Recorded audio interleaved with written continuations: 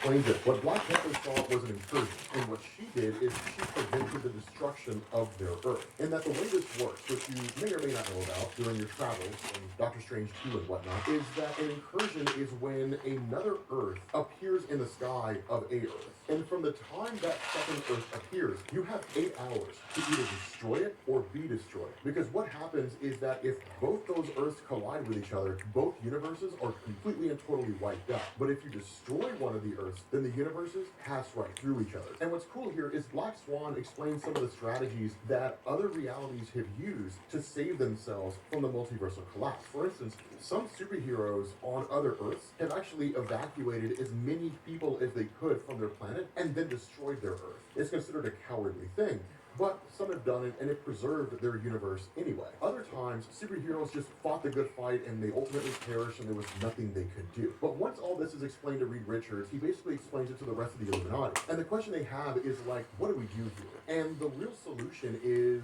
we use the Infinity Gauntlet. Because the Infinity Gauntlet's so incredibly powerful, you can do anything with it. And so they assemble a gauntlet, it's given to Captain America because he's like the only guy who won't be corrupted by his power. And then Captain America successfully pushes the other universe away when a second incursion happens. The problem is that in the process, the Infinity Stones are destroyed, except for the Time Stone, which disappears. It does eventually come back later on.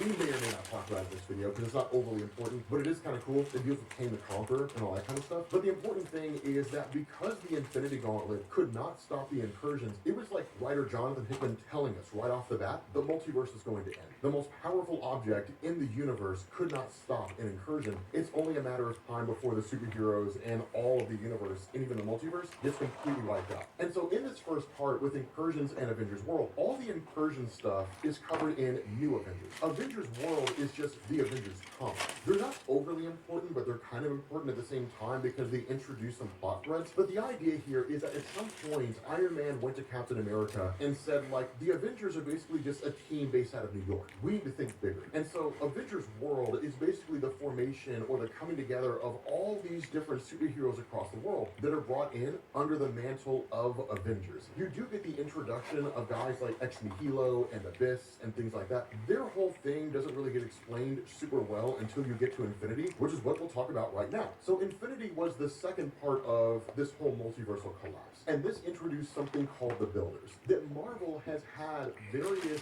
origins for the universe and even the multiverse over their entire publication history. There's been times where they said the Celestials created everything. There's been times where they said, well, you know, the universe was just birthed into existence from a big bang and it wasn't really created by anybody in particular. The way that Jonathan Hickman explained it in Infinity is the Builders were just this really, really old race that by whatever manner and whatever means, the universe came into existence. But it didn't have any life in it. It was just a series of planets and gases, stars, and all that kind of stuff. What the Builders did is they basically created life on varying worlds. And they did that through a combination of like Aleph, which were basically just really advanced robots, Ex Nihilos, who were considered gardeners, and the Abyssi, if you want to call it that. Basically the chick that has really dark hair. And the way this would work is that Ex Nihilo would create life on these worlds. And if the Builders weren't satisfied